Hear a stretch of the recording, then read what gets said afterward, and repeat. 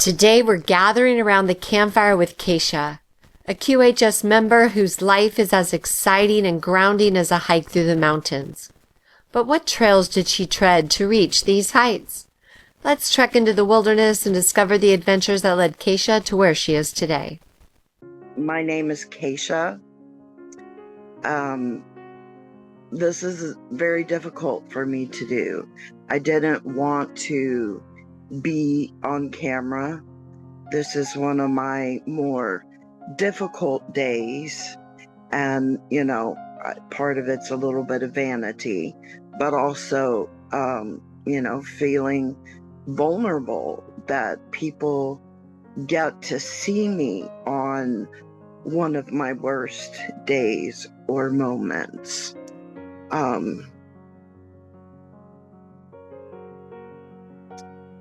My health issues, literally, I woke up one day and I couldn't walk.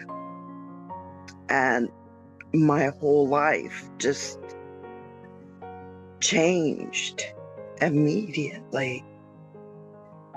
And there have been moments where I just feel like I'm in this deep black hole where I'm dealing with pain and struggles, and I don't even feel human.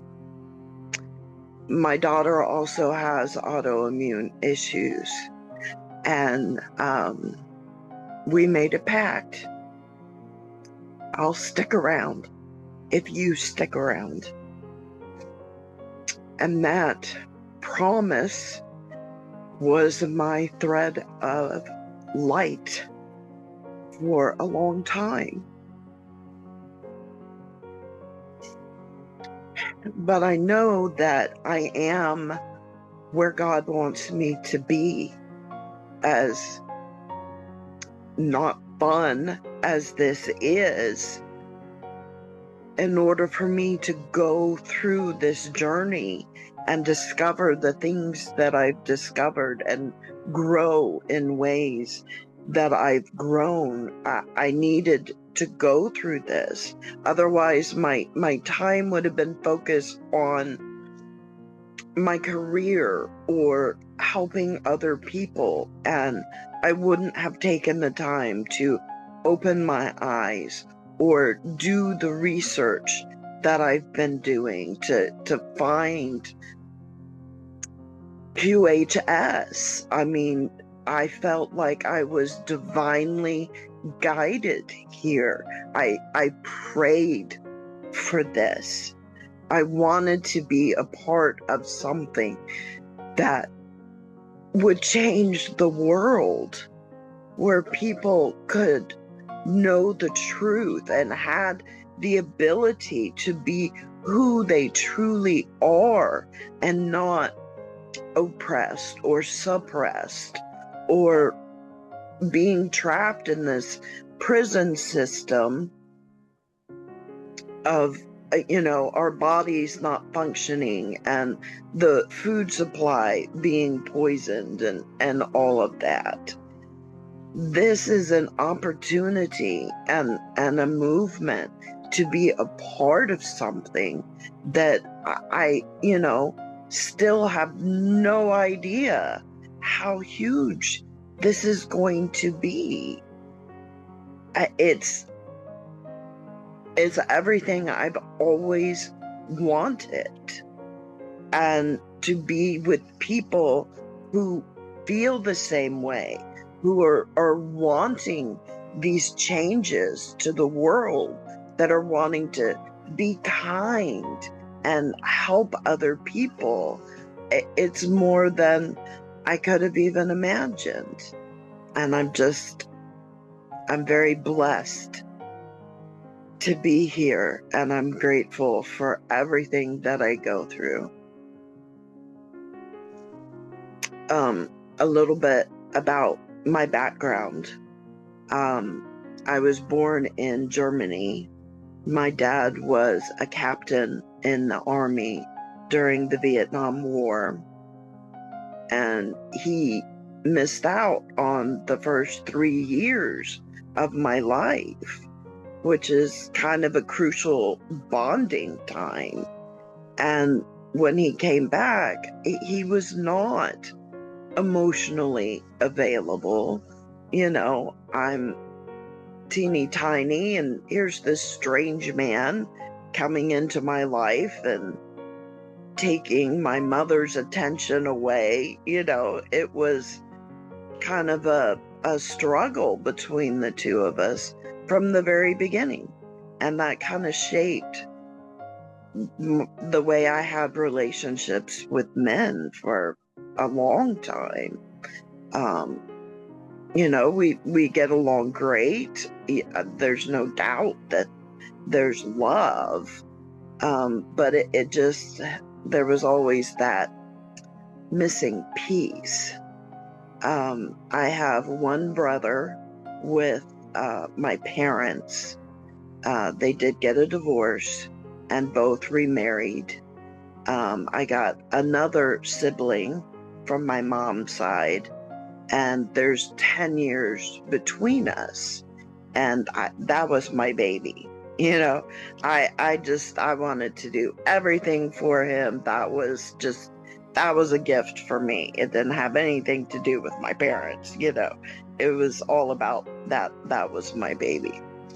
And then I had 2 stepbrothers on my mom's side, and a stepbrother and a stepsister on my dad's side. And I always liked being a part of a big family. We were just always busy. There was always something to do. We were playing games or going camping or having adventures. And I liked, being a part of that. And I was the oldest of everybody. So, most of the responsibility was on me. I was usually the one in charge. I was the caregiver. I was the one kind of paving the way, so to speak. On my dad's side, his mom's family were immigrants from Ireland, and his dad was adopted, and we have no idea anything about his background or family. On my mom's side, my grandmother had like 12 brothers and sisters. So, again, really big family, always around, lots of cousins, and they're kind of, I guess, German, English, and Native American heritage. So, we're kind of a big melting pot. When I was 16, I got the opportunity to be an exchange student in Germany. And I was in Berlin before the wall was even down. So, that was an amazing experience. And they had a mass transit system. So we had, the subway and trains and buses and taxis to get places. And, I'm from Texas. We don't have any of that kind of stuff. So not only was I navigating this busy city, it was all in a foreign language. So, there was a lot of growing up and taking responsibility for myself. Teenagers were very autonomous there because you could get anywhere. Your parents weren't driving you places. And it just was amazing. And they kept talking about, we know the wall's going to go down. And as Americans, we were like, yeah, sure, but, and about 2 or 3 years later is when the wall came down. So that was a very exciting thing for me. When I was 18, I was told, because I had severe endometriosis, I would never have children. And that was a very hard pill to swallow. But I did end up having 3 pregnancies, and one of them went full term, and that was my daughter. And I call her my miracle baby. That was the single most incredible moment of my life, when she was born, and they put her beside me, and she wrapped, her tiny little fingers around one of my fingers, and literally time stopped. No one else existed in this room but the 2 of us, and we've always been close. I was a single mom for a lot of years, and it was she and I against the world, pretty much. And she went everywhere I went. She did everything with me. There was a lot of times she came to work with me, and she's always been, I say she's a very old soul. She was always way older than her age, and got along better with adults than she did children. And it was a very difficult pregnancy, and she was premature. And I think some of that led to some of the health issues that she has. I'm a very out of the box person. I've always been that way. I've always looked at things a little bit differently than other people. And that wasn't always accepted very well, because I'd look at things and I'd go, that doesn't make any sense. Why? How on earth can this be the way that things are, or the way that people are doing things? And my mom grew up in the era where, you put lipstick on before you go outside to check the mail. You had to look a certain way and be a certain way. And she was always trying to put me back into the box. And that I can't not see what I see, and I'm in my 50s. I still don't understand when I see people being mean or cruel to other people on purpose. It shocks me. And when it happens, a lot of times I'm just silent, because I don't understand that. I can't imagine wanting to hurt somebody on purpose. It just makes no sense to me. And so I'm seeing a lot of the truth that's out there and questioning things. When I was in high school, I was voted most likely to question, and that wasn't even one of the options. They would frustrate some of the teachers, and I'm like, well, this doesn't make sense. You're going to have to continue to explain this to me, and why would people allow it to be this way? But again, being out of the box, I wanted to raise my daughter in a very open environment.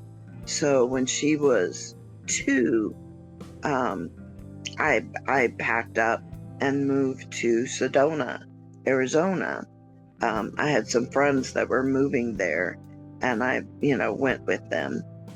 I didn't live with them for very long, but it's one of the 4 energy vortexes of the world. And I wanted her to, have a life around that kind of stuff. And what I ended up finding is that it was a very adult community, and they were of her, and there were a lot of stuff for children. There weren't a lot of children, and it really surprised me and wasn't at all what I had hoped to find. And then my eardrum and the closest attention I could get with a specialist was in I forgot the name of the city. Anyway, it was about Phoenix, and that was 2.5 hours away from where I was. So I just ended up coming back to Texas. That I took that as a really big sign that, it wasn't what I was looking for. But again, it's an environment where things happened really fast and things manifested really fast. So, there was a lot of growth in a short amount of time. And, also, I didn't have a job. I didn't have a car. I had really nothing when I got there. And I, did whatever it took to create a life. I worked for UPS doing packages. And when I left, I was told it took 2 people to replace me. I'm a very hard worker, and I take a lot of pride in what I do. And I've been able to reinvent myself many, many times. I've, run restaurants. I've been in market research. I did IRS negotiation and helped people do their tax returns. I mean, you can literally drop me any, and I will thrive. I make friends easily. I always had a ton of friends in school. I was active in a lot of different groups. So I always had diverse friends. It wasn't any one category. So, again, being out of the box. And we moved several different states for my career, and we ended up in Missouri, and they had different vaccine laws, and my daughter had to get a vaccine she hadn't had, and that's pretty much when her health issues started. She, was never sick. She didn't even have an ear infection as a child, but I made everything from scratch. I didn't do the instant baby food or anything like that. And, even when she went to a friend's house, the mom called and she's like, I don't know what to feed your child. She won't eat hot dogs. She won't eat hamburgers or French fries or pizza. She's like, what do you get her to eat? I said, do you have any vegetables? Maybe some chicken, normal food. That's what she's used to. She didn't like processed food. You could put a giant bowl of candy in front of her, and that wasn't appealing to her. I never restricted anything. It just, she was a good, healthy kid. And then after that, everything changed. So we ended up coming back to Texas so that, we could kind of have better doctors. And I had not made very good choices, relationships with men. Her father and I are still very close, but we are not compatible as a couple. And I had a marriage that was very, very abusive. It was very short. Once I figured out, this isn't happening the way it should. It didn't make sense, and there was nothing I could do to fix it. And I got to the point where I was done. I had figured out the pattern of why I was picking the men that I was. For me, it was my self-worth. If somebody liked me, then that was my way of saying, see, I'm worth something. Somebody likes me. I always wanted to introduce whoever I was dating to my parents, because that was me proving, see, he likes me, so I'm worth something. I have value. And I wasn't as discerning as I should have been. So I was done dating. I didn't want to date at all. And of course, that's when I met my current husband. And I was very adamant we could only be friends, because I was not dating at all.